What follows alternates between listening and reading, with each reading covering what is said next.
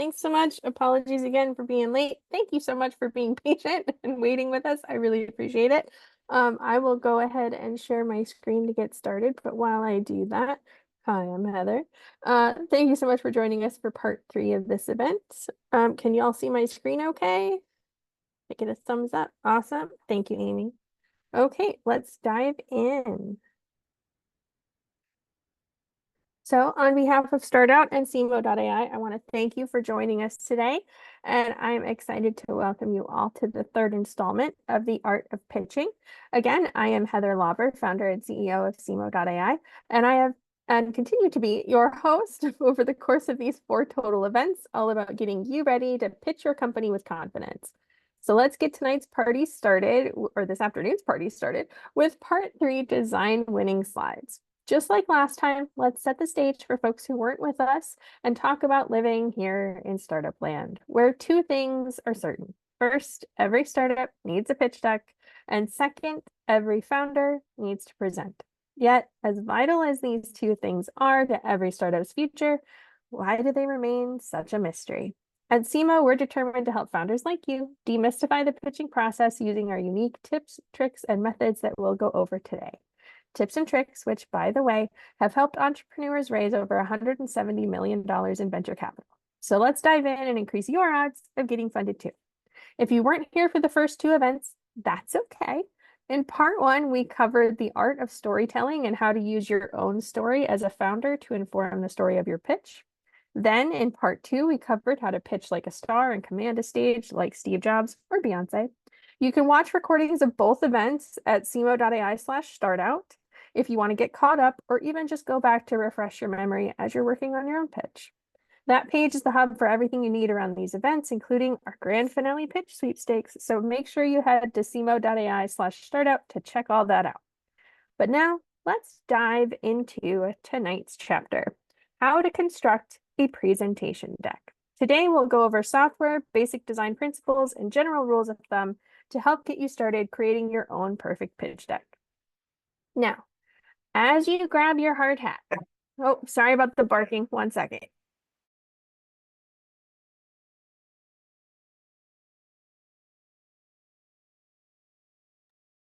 So, as you grab your hard hat, I want you to ask yourself this one summarizing question.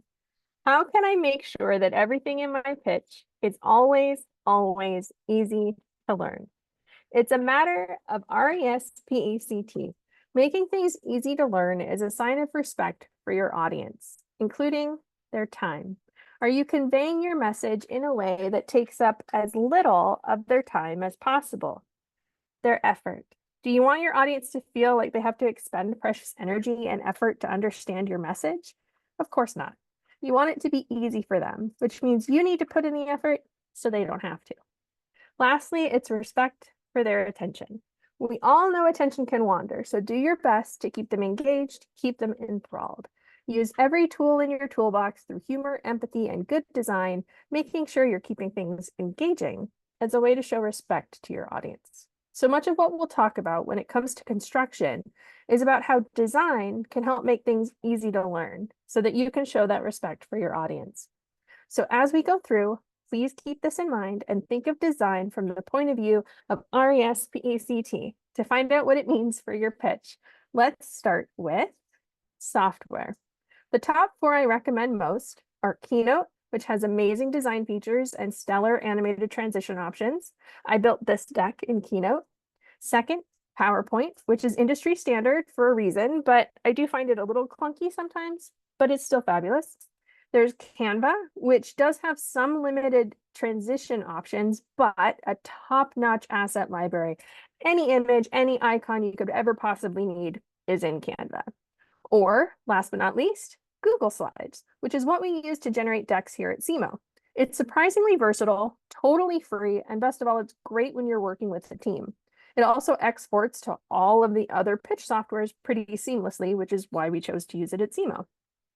There are a few other pitch software options out there, but these 4 are pretty much industry standard. So no matter which one you choose, you'll be just fine. Now, let's have a quick chat about color. Naturally, you'll want to stick with your brand book. If you don't have one, that's okay. SEMO can help with that. The overall goal with color is you want to make sure that your colors, your overall style and branding are consistent so you stay recognizable to your customers and potential investors. A great deal of that consistency depends on developing usage patterns, rules around how you will utilize each color. For instance, as you'll notice, my headers in this section of the class will all follow the same pattern. The 2 bars of color on each side, the icon on the left. I'm also leveling up my use of color by color coding each segment. So the colors will change, but the placement stays the same. You can use pattern and color to help train people subconsciously where to look for certain types of information. You'll also find patterns with all of my icons as well. They're always a colored circle with a simple white icon in the middle. That's a very nice trick to make sure that your icons always look polished.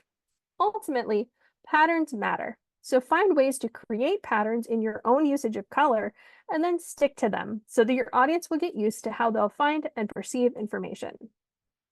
Lastly, one key important note about color. Always be mindful of contrast. You need to make absolutely certain that there's enough contrast between your uses of color so that it's always easy on the eye and easy to understand. If you lose contrast, things can become hard to read, but it's not just about grays on whites. It's also about color on top of color.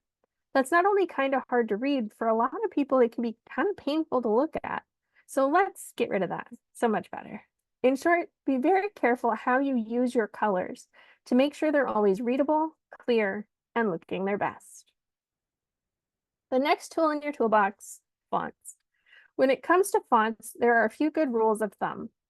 Text that's too small can't be read. It probably looks okay-ish here on Zoom, but it's still not great. But what if you're pitching in a conference room or a ballroom? Remember, show respect for your audience and make sure you're not making people strain to read what you have to say. So when you're designing text, it may look just fine when you're sitting right in front of your monitor. But do me a favor, when designing your slides, I'd like you to stand up from your desk and take 10 steps back. Chances are small text will be a distant, unreadable blob. Make it bigger, make it simpler, make it easy. If text is too small, it simply won't be read. So it might as well just not even be there. Overall, there's just so much you can do to make text dynamic. First, I'll show you various text design tools, then give you examples of how they're used. With text, you have size, obviously, weight, how thin or bold the font is, kerning, which is the technical term for the space between each individual letter. Next, opacity, which is literally just about fading into the background, while of course being mindful of contrast. Then you can change capitalization styles, like with small caps and all caps. Don't use that last one too often, but it can be great for headers, emphasis, and overall design stylization. Now I'll show you a single sentence presented multiple ways to convey different meaning and provide visual variation. I can make it happen. Here, using all caps is obviously emphasizing the word happen. Want to emphasize something else? Let's try wait. I can make it happen. Here, using all caps is emphasizing the word can. Here, using bold is emphasizing the word can. And the benefit of this is it helps with making sure that text is easily skimmable. Remember last time when we talked about making sure that you remain the star of the show? A great trick with that is making sure that your text is really easy to be skimmed quickly, the key points stand out, and they can continue on focusing on you as the star of the show. Same rule applies when we're talking about opacity. By fading out everything but the word we want to emphasize, it's popping out and has the most visual impact. Or if you want a splash of style or want the whole sentence to stand apart from any other text on the slide, you can play with its kerning. These are all great examples of one of design's biggest goals. Directing the eye. Purely through design, you want the audience to subconsciously know where to look at any given moment. That means thinking about it consciously as a designer. So decide what's most important at any given moment, then make sure you give it the most pop. The next component is honestly the most important and underutilized tool in the toolbox: imagery, specifically your icons and photos. Their importance cannot be overstated. Why? The human brain processes images 60,000 times faster than text. 60,000. That's absolutely huge. When you take that fact and combine it with what we discussed back in part 2, that 90% of the brain's information is absorbed visually, that means icons and photos are truly your most valuable asset at conveying information and making sure that information is retained by your audience. Combining words with images goes a long way toward helping your audience remember the information you're trying to convey. When it comes to our memories, words are stored in our short-term memory, while images bypass that and go straight into long-term memory. There's even more power when the two are combined. When words and images that are immediately connected are presented together, learning retention increases by a whopping 400%. This is why presentations are such a valuable tool and where icons and photos can become your most important allies. So try to find ways to highlight your most important keywords and then make them stick by pairing them with a matching icon or photo. With all of that said, how should you choose your icons and images? To help with that, I'd like you to play a little game similar to 6 Degrees of Kevin Bacon, except instead of a classic B-list movie actor, I want you to think about asking your audience to go on a journey and how many exact steps it will take for them to get there. Or in other words, when using images, think about the underlying concept you're trying to convey in visual format and how many steps of logic the audience will have to take in order to understand what they're both hearing and what they're seeing as one cohesive experience. This is super easy if you're talking about concrete objects or things. Like if you're talking about ice cream, then ta-da, here's an icon of a banana split. With only 1 degree of separation, concept and visual are perfectly blended and everything's easily understood. Where it gets a little harder is when you're talking about more abstract concepts, like back in the first event, when we spoke about identifying your pitch goal and your audience. This is where you have to just try your best to find abstract images that still convey the general feeling with as few degrees of separation as possible. For your pitch goal, we were talking about identifying your call to action. So I went for something that looked like someone raising an important point. 2 degrees of separation. Concept to goal to call to action. 1, 2, with each jump in logic representing another point of separation. That's still okay, but any more than that, and it'll be much harder for people to understand just how that image ties to what's being discussed. Audience is a little more straightforward. It's a group of people. I'd say that's closer to 1 degree of separation, maybe 1.5, but it still fits within the general feeling of the concept. So when you're choosing an image, I want you to think through how many steps is it between concept and visual representation. If there are too many steps, that's when you just forget about the images and stick to text, like a dynamically presented keyword, because the wrong image can be detrimental and distracting. But all that said, now when it comes to icons specifically, the biggest advice I can offer is to avoid using multiple different styles of icons all in one presentation. Not only does it look kind of messy, but it's also just visually confusing to the audience. Typically speaking, the simpler the icons, the better, but there are always exceptions to every rule. Bottom line, it's important that no matter what you choose, that they suit the style of your branding and that you keep them consistent. And don't worry, later on I'll cover where to find all of these icons and keep them consistent.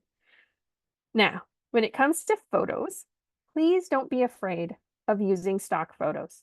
They're not all as bad as the cliche woman laughing at her salad or Hide the Pain Harold. If you know how you want to visualize your concepts, if you look very carefully, you can find tons of beautiful options for free. You can find endless variation to suit any possible storyline, visualizing your concepts to make them extra engaging and relatable. Human beings love having a human face to relate to when you're telling them a story. You can even take it a step further and make it look like you took these images yourself by carefully matching them to your own branding, changing their look and feel, or my favorite, even just drawing right on top of them to create something entirely unique to you. It's a great way to level up your use of stock imagery to make it especially unique and polished. Lastly, just as it's important to have high quality photos, it's equally important that they're carefully placed. So much of design is both making it easy for the viewer, but also making it appear that everything was placed thoughtfully, deliberately, and carefully. Basically, you want to avoid it looking like you just copy and pasted random images into a white deck, or stole a graph you found off Google Images. Just because it's on the internet doesn't mean it's free for you to use. Please, please do yourself a favor and learn about photo and font licenses. There's also logo placed without bothering to find a transparency, let alone worry about if it was centered or not. Or the biggest sin of all, grabbing a stock image you didn't even pay for. Notice nothing about this looks like any effort or thought was put into it at all. Nothing there to say, I thought about this for 2 seconds. They're not aligned in any meaningful way. There are no rounded corners, nothing to make it match your branding. They're just kind of dropped there. Wait, I take it back. There is something even worse than the stolen stock photo. The horribly pixelated tiny photo blown up so you see every bit of compression. That one hurts my heart. Again, show your audience you respect them and that you respect paying artists for their time and talents, and try to make your work look careful and deliberate. Here are some examples of ways to make photos look deliberate. You can add some kind of subtle framing, nothing too out there, just a little tiny something. I would, however, recommend you avoid just plain lined borders in most circumstances. You can round the corners, or if it suits the style of the image, round it off entirely into a nice little bubble. If you have a specifically shaped block of text and a specific space for a picture, you can crop the picture to fit perfectly inside that space. If you don't know how to crop images, that's okay. Literally all 4 of the pitch softwares I mentioned have handy dandy ways to crop photos or turn them into friendly shapes built right into the software. All of these image tricks will help your content look more carefully designed and more thoughtfully considered. Notice, they're all carefully and evenly spaced, which brings us to the final piece of the components puzzle, margins. This is my favorite pet peeve of design. My assistant will tell you this over and over. Margins are all about what's known as negative space. It may sound like a real downer, but trust me, it's a happy thing. This is where math intersects with design in a good way. Negative space is all about your design elements and the space up and down, side to side, and in between, going all around each of the elements in your design.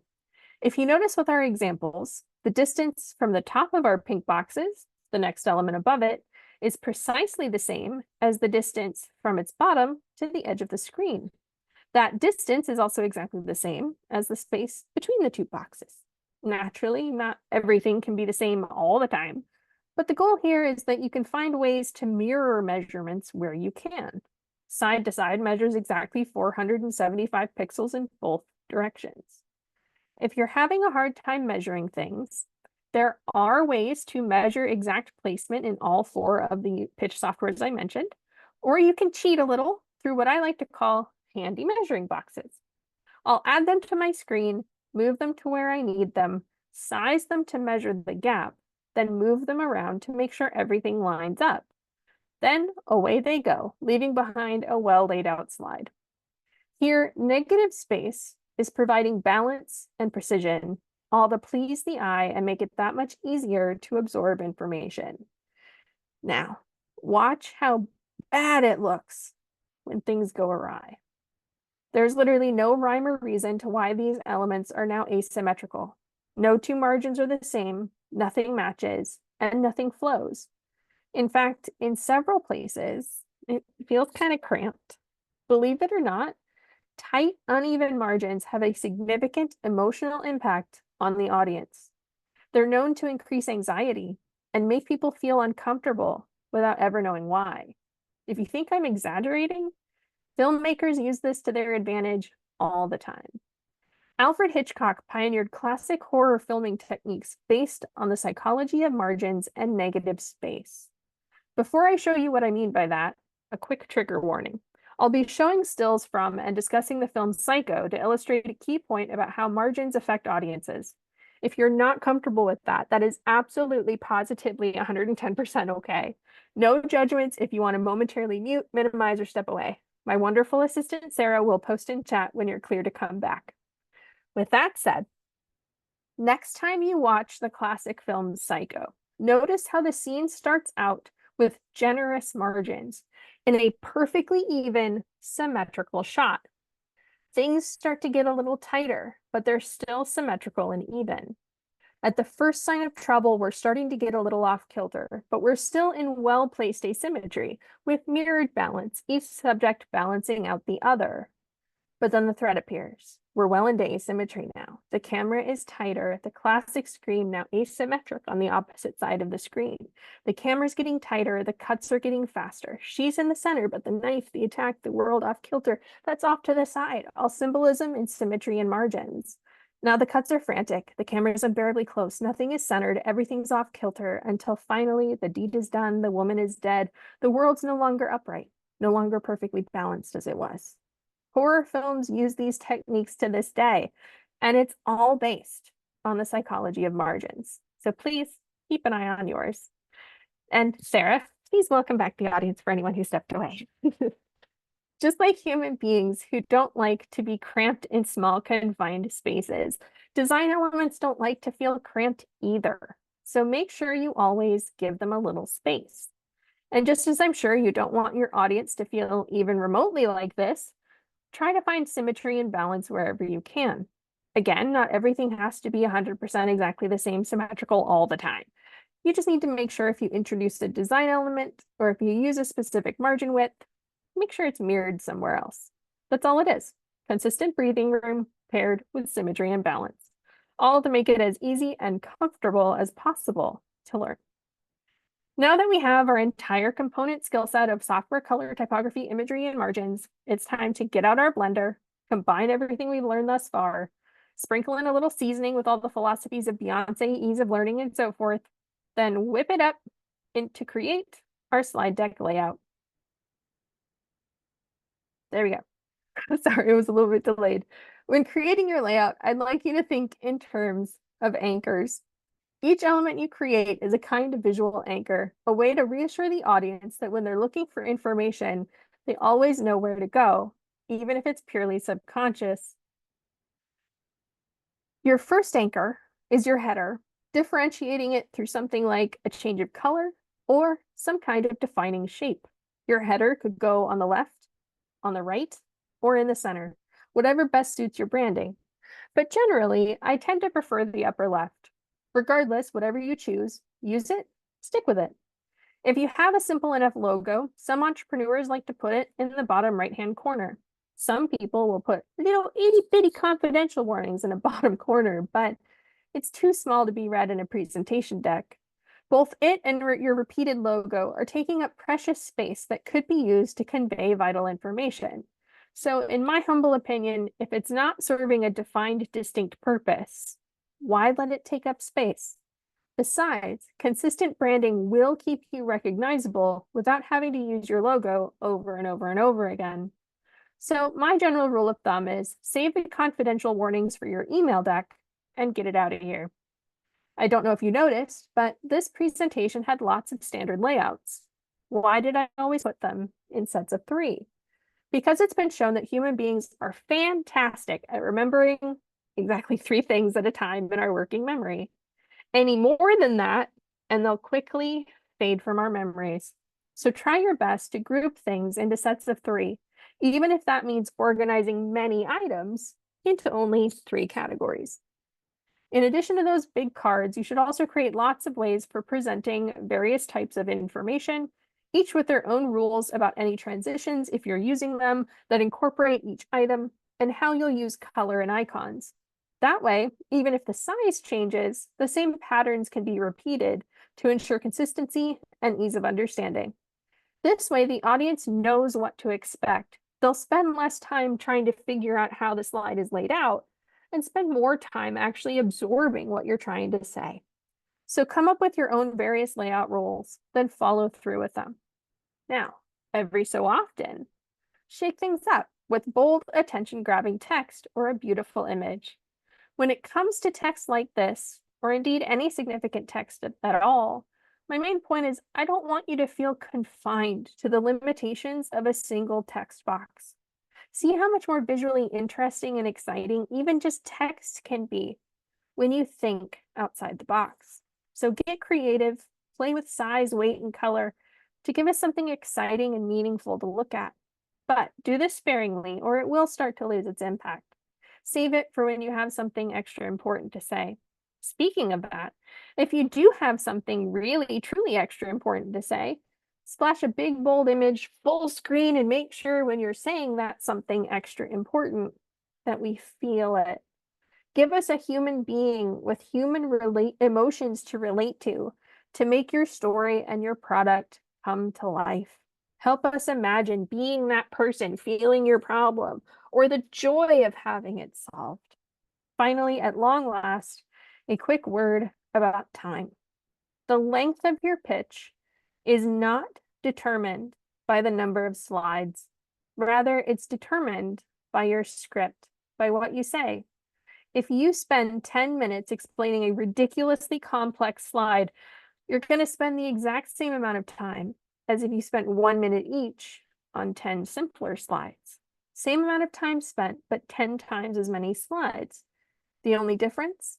Your audience will thank you for using simpler, easier to understand content. So take your time and please keep it simple.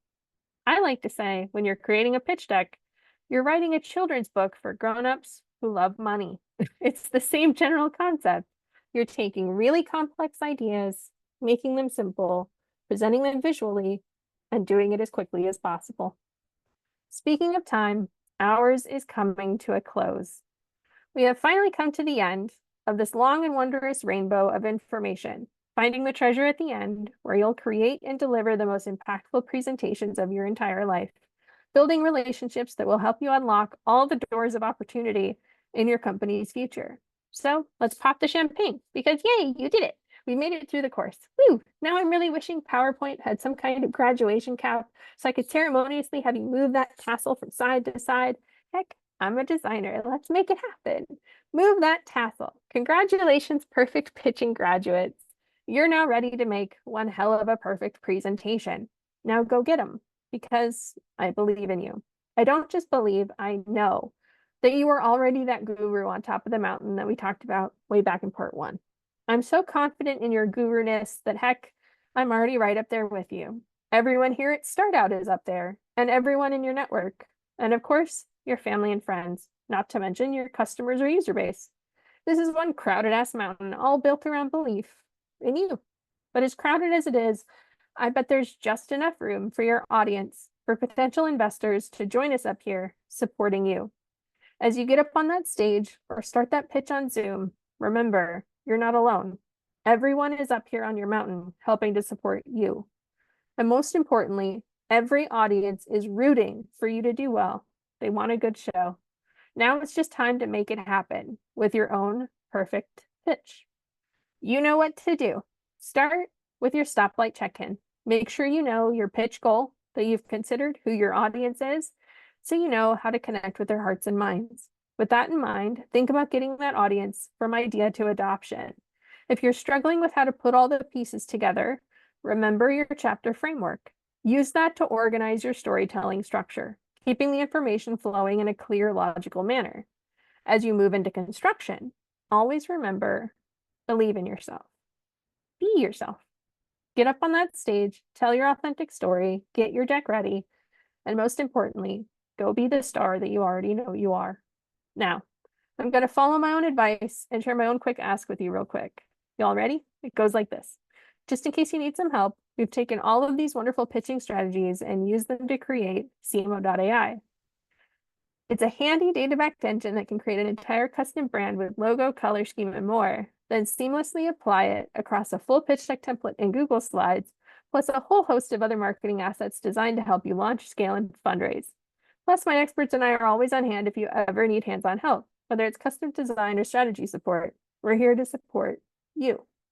If you'd like to join CMO, there's simply no better time than right now.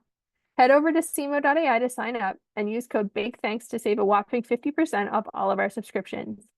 In the meantime, please check out SEMO.ai/startout for a recording of the past 2 sessions, links to our grand finale, our free pitching resource, and so much more. And of course, don't forget to join us for the next installment of The Art of Pitching, Part 4, Live Pitch Perfection. I can't believe we're almost to the grand finale, where most importantly, we will be choosing one lucky winner to receive a live pitch deck facelift session. We'll all watch live as my team and I implement everything we've learned thus far, taking theory and putting it into practice for one lucky founder. Could that founder be you? If you want to win this amazing experience and a custom polished pitch Sorry, deck, hold on. Where then is follow it? this QR code or head No, to no, you're good. It's it. SEMO.ai/startout and scroll down until you see Steve Jobs. That's where you can submit your deck to be considered as our live grand pitch prize finalist. It's worth over $1,800. We're also selecting one backup winner who will also get a pitch deck facelift as a prize and be willing as a thank you for being willing to serve as an alternate. Hurry though, the entry deadline is August 23rd at 10 p.m. Eastern, so get your submission in quick if you want a chance to win. Thanks so much. We can't wait to see you at the finale on August 27th. But for now, let's open it up for Q&A time. Please don't be shy. This is a loving, supportive environment, and I'm here to answer your questions about all things pitch decks. Thank you so much. That was absolutely fantastic, Heather. Thank you so much for sharing that. Really appreciate it. Thank you all so much for being with us today as well. If you have questions, please feel free to drop it in the chat directly, or you can unmute and ask questions live. Also, just want to say thank you all again, and apologies for the technical issue we had starting up our session, but we'll make sure the recording goes out to everybody so that you're able to access that information. Awesome. Thanks, Danny. Anybody have any questions? Please don't be shy. I find for me that like I use Canva a lot. And a lot of the templates will have like little stars kind of scattered around, or it will have like circles within circles in the corners or something like that. And when I'm designing just for myself, I never use any of that. I prefer to keep it very white space. But then it looks kind of plain. So then I start looking at the templates and seeing, you know, like how they're kind of making it a little more flashy. But I was wondering if you had like any rules or tips or tricks on like when to use those or not use those. Yeah, That is a great question, because yes, I see that all the time, especially when founders will use a template off of Canva, for instance, and you can tell that one template pack had the perfect slide for them, and then they used a slide from another template pack, and then another one, and so you end up with this weird mishmash of like stars over here and then circles over there, and you're like, what the heck?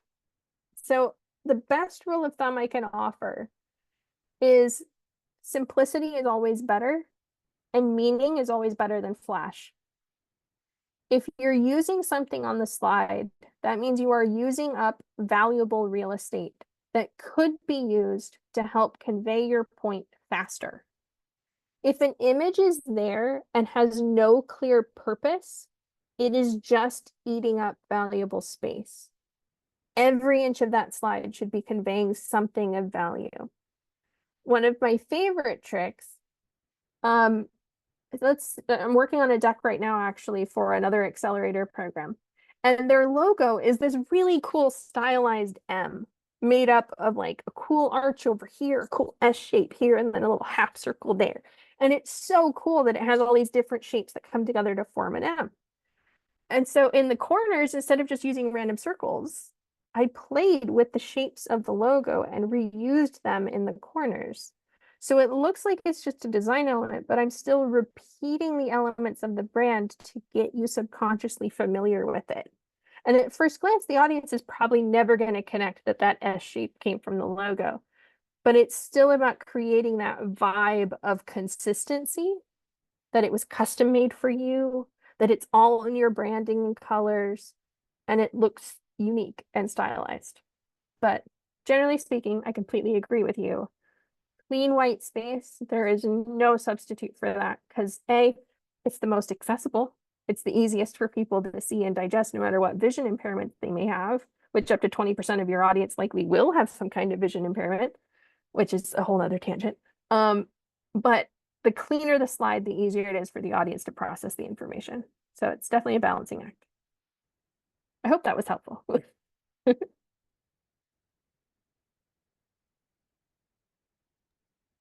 Awesome. Well, while we wait for someone else, I do have a question. I love your presentation. It was very interesting and all the things. The piece to me that stood out the most is the psychology behind it. So thinking about all of these points that you said, so as a psychology nerd of these kinds of things, are there readings, are there things like you should go learn about X in order to build really great pitch decks? Or I always watch these videos about how people think before I go. What is your mental prep process or resources you think we should look into as we're building out pitch decks? Yeah, that's a great question. And honestly, it took me a while to realize this, but I think that background in psychology and education is part of my superpower and why I'm able to do what I do, because my original training background was in early childhood development and education. So that line about pitch decks being children's books for grown-ups who love money, it's very much based in the psychology and neurology of how human beings learn and process information. That said, one of my favorite resources is a TED Talk by Nancy Duarte, who is a storytelling expert. I'll put her name into chat. And I think we have the link to that up on the CIMO website, but I'm not 100% sure. I'll double check that. And I'll make sure it's on the cimo.ai/startup page tonight. She does an excellent TED Talk where she talks about the emotional roller coaster of the most famous speeches in history. She did this long study where she created graphs of the emotional highs and lows of all the famous big speeches. She analyzed almost every single Obama speech, the I Have a Dream speech, all of these, and saw that they followed the same emotional rise and fall. And she harkened that back to the hero's journey and how most people, when they're planning a pitch deck, they think of themselves or the company as the hero. And Nancy's point is no, make the audience the hero. Help them feel the pain of the solution, help them imagine themselves rising to the power of solving it with your help by inviting them onto your journey. But they get to be the one who then helps to make that solution happen. And when you can do that, you elicit more engagement from the audience. So that's one of my favorite resources. I appreciate that. I will definitely check it out afterwards. I do see a few questions in the chat. What is the minimum font size you would recommend?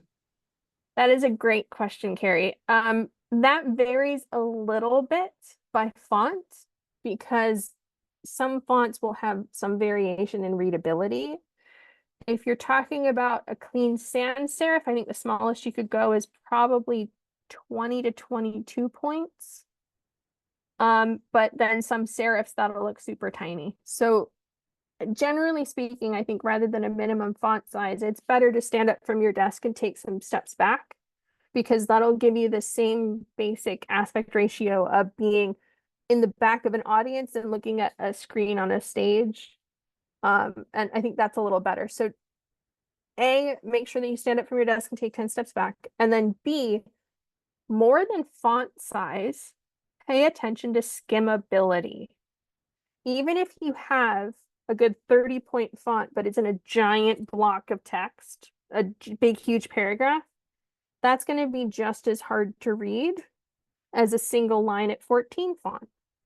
So think about how you can streamline your text, use changes in bold weightness to make sure that certain keywords pop out, and make it so it's easily skimmable so that they can make sure that they're not just reading, but rather reading and listening to you at the same time. Fantastic. Thank you. And one other question from Alexander, who apologized for being a little bit late. No worries, Alexander. We have this recorded and we'll send it out to you.